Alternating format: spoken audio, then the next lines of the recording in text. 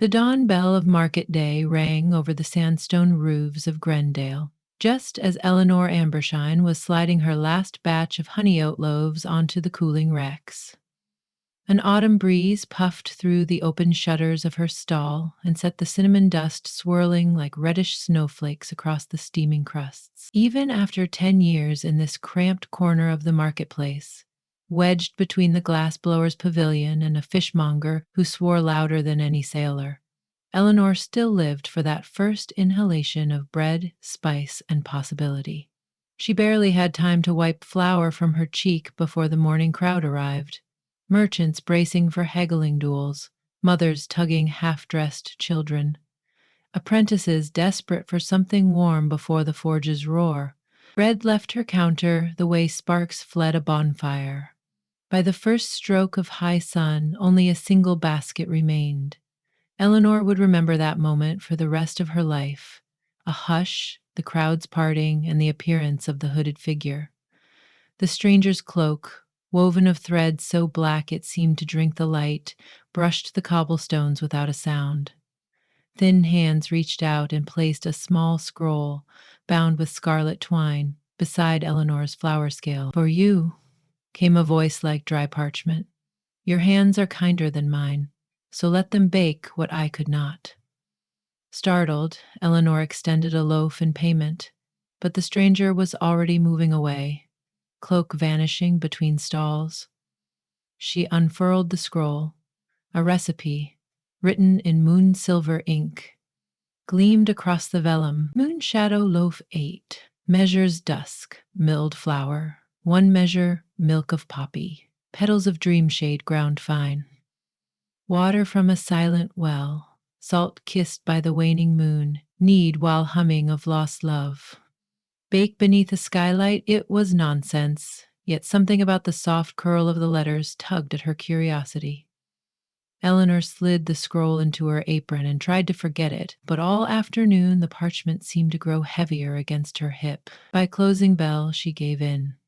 The bakery's rear hearth, used only for experiments, was soon alive. She had no dusk milk flour, but nightfall was close enough. She ground fresh barley while lamps were being lit outside. The only poppy milk lay in a jar she reserved for aching joints. Dreamshade petals she found in an old apothecary tin labeled for fevers of the mind. As for water from a silent well, she fetched a bucket from the alley cistern, where even cats dared not mew. When everything was ready, she hummed, hesitant at first, then with more conviction, a lullaby her late mother used to sing about lovers separated by the sea. The dough rose silky beneath her palms, emitting a perfume unlike any she had known. Lavender, charcoal, and the first breath after a sob. She baked the loaf under the skylight cut into the bakery's slate roof. The moon, waning to a sly crescent, peered in as though it too wished to taste. Eleanor waited, heartbeat skittering. At last she drew out a small round loaf, its crust the pale gray of ash, veined with silver fissures. It looked unappetizing, but the aroma, honey, thunderstorm air, and something else set her stomach growling. Yet the scroll bore no instruction to taste, only to bake. She shrugged, cut herself a wedge, buttered it, and took a bite. The world folded like parchment. She stood in a meadow of black roses, stars shining bright enough to cast shadows. Across the dark blooms walked a man she had never seen, hair the color of winter wheat, eyes a stormy blue. He reached out, whispered her name. They touched. Eleanor bolted awake on the bakery floor, dawn's chill seeping through the tiles. Her heart was raw, tender as new dough. The dream clung to her senses with the acuity of memory. No more nibbles, she told herself, embarrassed but exhilarated. Had the bread truly summoned that vision? She wrapped the remaining loaf in cloth and stored it on the highest shelf. Curiosity warred with prudence, and curiosity won. That morning she sliced off small samples, offering them with a mischievous grin to her most loyal patrons. By midday, stories spread across the marketplace like spilled flour. The fishmonger had collapsed on a crate, swooning about a milkmaid whose freckles formed constellations. The glass-blower proclaimed he had seen, clear as molten glass, a gentle carpenter awaiting him in a mountain hamlet. Even the stern tax assessor gazed dreamily at nothing, murmuring a name nobody recognized. Grendale vibrated with giddy frenzy. Lovers abandoned stalls mid-sail and sprinted toward distant gate. Apprentices dropped hammers and quills, possessed by the certainty that the face in their dream was out there somewhere waiting. Shopkeepers argued with city guards when entire shifts melted away in pursuit of phantom beloveds. Within 2 days, wagons overturned at the crossroads as drivers stared into space. Horses went unsaddled, harvests half collected. The tiny loaf Eleanor had fed the town seemed to multiply its influence with every tongue it touched. Amid the uproar, Eleanor crouched behind her counter, mortified yet fascinated. Each night she dreamed of the meadow and the wheat-hailed stranger, the sensation of his calloused fingers brushing hers. Each dawn she awoke, hungering for him. Still, a thread of dread coiled tighter as the marketplace unraveled. On the 4th morning, an armored company clattered into Grendale. At its head rode Sir Aldrich Rowan, Knight of the Sapphire Order, shield emblazoned with a blue stag. He surveyed the chaos, farmers shouting at love-struck guards, vendors wandering aimlessly, then reined in before Eleanor's stall. "Baker," he said, voice like gravel beneath steel, "report says madness began here." Eleanor straightened, flour dusting her apron. "Misunderstanding, sir. People are dreamy, that is all." "Dreamy?" He raised a brow. "The lord of this province receives no taxes because his collectors followed mirages into the hills. The mill stands idle. Even the scribe who filed my commission vanished last night, chasing a vision of emerald eyes. We call that dereliction, not dreaminess." His cold stare pricked guilt inside her like hot pins. She explained, the hooded stranger, the recipe, the peculiar loaf. Sir Aldrich listened, arms crossed. "Sorcery, then. Hand me the bread." I ate the last crumb, destroyed what remained." A lie. The final quarter loaf still lay hidden in her pantry, but something instinctive urged her to keep it secret.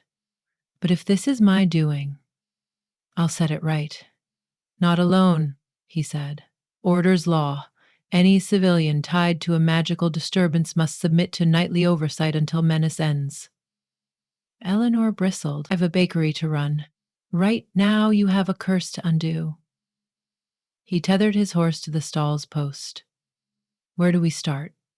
Despite resentment, relief fluttered within her. Perhaps together they could stem the tide she'd unleashed. They began by interviewing victims. A seamstress who'd dreamed of a desert prince now sold her possessions to fund a caravan east.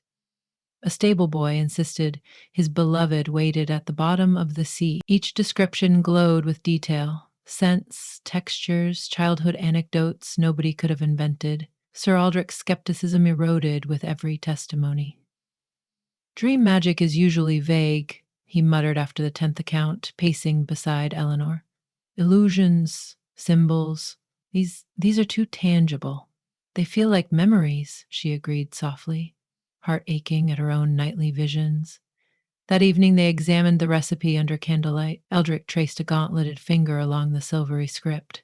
"Dream shade causes deep sleep and vivid dreams. Poppy milk, similar. But soulmate visions?" He shook his head. "An enchantment lies beneath the ingredients."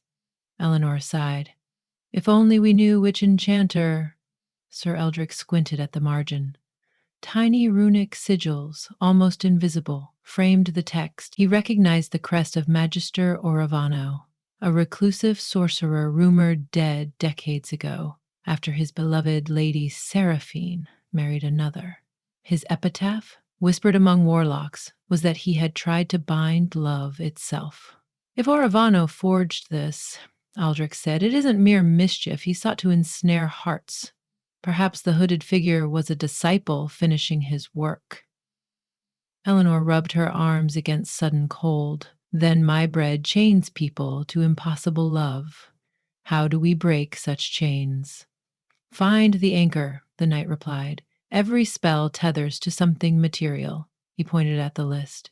Water from a silent well, moon-kissed salt, dusk-milled flour, each item likely sourced from a place Oravano enchanted. Eleanor's gaze drifted to the inked words, dusk-milled flour. There's an abandoned mill outside town by the Silverdew River. Folks say it's haunted since the miller's family vanished. Sir Aldrich buckled his cloak. At first light we visit. The journey at dawn was brisk. Silverdew fog curled between reeds. The mill appeared as a crooked silhouette, wheel motionless, moss clinging to beams. Inside, flour dust coated everything like fresh snow. Eleanor felt a pang of familiarity, same softness she felt kneading the cursed dough. They climbed the rickety stair to the loft. There, in a circle of moonlight from a roof's gap, sat sacks branded with Oravano's sigil. Next to them lay a stone mortar stained purple from dream-shade petals and a ledger recording shipments. Ambershine Bakery, 1 sack weekly. Eleanor's blood chilled. Unbeknownst to her, her regular supplier had drawn from this very mill. A groan echoed across rafters. Sir Aldrich drew his sword. A translucent figure, miller's garb tattered, materialized. His eyes glowed dull silver. "Leave this place," the ghost whispered. "Love is a cage." Eleanor steadied her breath, stepping forward. "Miller, did Orodano curse you?" "My family baked bread for him," the spirit said, voice carrying wind and sorrow. "He vowed to gift the kingdom perfect love. We questioned him, so he silenced us, bound our souls to flour until every heart was shackled as his was." Sir Aldrich lifted his blade, but Eleanor touched his arm. "We seek to undo his spell. Tell us how." The ghost's expression changed, flicker of hope. "Only the bread of release can sever the tether. Bake the same recipe with selfless intent, then offer the loaf to the living flame before anyone tastes. But the mixture requires more than ingredients. It craves a heart brave enough to let go." Eleanor understood. The dream stranger shimmered across her mind. Could she relinquish him to save others? "We'll do it," she whispered. Back in Grendale, they gathered components under the ghost's guidance. Silent well water came easily. Dream shade petals, rarer. Aldrich raided the apothecary's locked chest, enduring a lecture about knights stealing medicine. The hardest part was moon-kissed salt. One had to expose sea salt on a cliff at midnight under a waning sliver. They rode to the coastal bluffs, bracing against salt spray as clouds threatened. Aldrich spread the crystals onto a shield, tilting it toward the fingernail moon. Beside him, Eleanor hummed the lullaby, voice trembling. "Funny," Aldrich said over wind. "I never pictured myself seasoning a shield." She laughed, surprised. In the lantern's glow, the knight's features softened. Beneath the visor, he was younger than she thought, lashes dusted with salt. A warmth unfolded between them, flickering yet undeniable. By dawn they returned. Eleanor stoked her biggest hearth. Aldrich removed armor, rolled up sleeves, revealing sinewy forearm. They measured duskmill flour retrieved from the haunted loft. Eleanor poured silent well water. Aldrich sprinkled moon-kissed salt. Together they kneaded, palms brushing, the dough absorbing their mingled hopes. "To sing or not to sing?" Aldrich asked. She replied, tears surprising her. "But not of lost love, of found courage."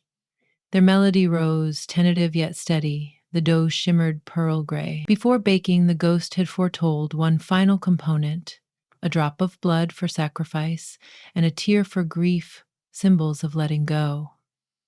Aldrich unsheathed a dagger. Without flinching, he nicked his thumb, crimson bead dropping into the dough, vanishing like ink. Eleanor pressed her fingertips to her eyes until a tear fell, sparkling as it struck the soft surface. They shaped a loaf, slid it into the inferno and waited. Minutes stretched. Flames roared higher, turning strangely violet. When Eleanor opened the hearth door, heat whooshed out with a sound like 1,000 sighs released. She grasped the peel. Aldrich steadied her elbow. Out came a loaf, luminous as polished silver. The aroma was nothing, no sweetness, no seduction, just pure, warm air. Do we taste? She asked, voice small. He shook his head. To the fire, he built a pyre in the street beside the bakery with scrap wood. Citizens, dulled from restless nights chasing illusions, gathered sluggishly. Aldrich placed the loaf atop the flames. Eleanor whispered, "May every heart be free." The loaf blackened, cracked, then erupted in a plume of silver sparks that spiraled upward, bursting above rooftops like silent fireworks. A cool gust washed over the crowd. People blinked as though roused from sleep. The seamstress dropped her desert maps, brow furrowing. The stable boy looked at his soggy boots, bewildered. Murmurs rose. Where am I? What was I doing? Like bird song after storm. Relief collapsed Eleanor's knees. Aldrich caught her. "It's done," he said, sounding astonished. The ghost of the miller materialized near the dying embers, smiling, then dissolved into morning light. A tiny scroll fluttered from the ashes, landing at Eleanor's feet. She picked it up. He who binds love learns nothing of it. He who releases love finds it returned. No signature, yet they knew the author. Eleanor tucked the scroll into her apron, heart aching yet easier than before. Life in Grendale resumed. Taxes collected, nets mended, gossip returned to mundane scandal. The only lingering magic was subtler. Occasional strangers met eyes across a stall and smiled, but walked away content rather than enthralled. Sir Eldrick, his duty technically fulfilled, prepared to depart. Eleanor packed provisions for his ride, honey oat loaves, apple lemon tarts. At the edge of the marketplace, he mounted his horse, then hesitated. "I never dreamed of a soulmate," he said, "but during the bake I saw something." Eleanor's pulse quickened. "What did you see?" He looked almost shy. A kitchen, bathed in sunrise, a woman humming off key, flower in her hair. Me, beside her, terribly afraid of burning the bread. Eleanor swallowed. "That sounds pleasant. I'd like to find out if the vision ends there or keeps going." She studied the man who had once been only stern armor, now steady warmth. She thought of the scroll's final line, of giving love without chains. "We can bake something that isn't cursed," she said. Aldrich grinned. "I'm hopeless with yeast. You'll have to teach me." "Lesson starts at dawn," she replied, wiping hands on apron. "Don't be late." He extended a calloused hand. She placed hers atop it, a gesture neither promise nor prison, but a beginning. The knight rode off to billet his company, while Eleanor returned to extinguish the hearth. In the soot-smudged silence, she remembered the wheat-hailed stranger of her dreams. He, like the phantom meadow, had served his purpose, to teach her the yearning every soul carries. She released him with a breath. Outside, bells tolled vespers. Eleanor stepped into the twilight marketplace, no longer haunted by silver-inked recipes or by the weight of unknown lovers.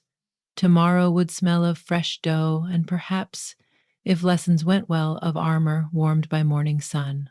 Somewhere, she suspected, Arivanos' spirit finally rested, and Grindale, once teetering on the brink of love-mad chaos, returned to a rhythm as steady as the kneading of honest bread.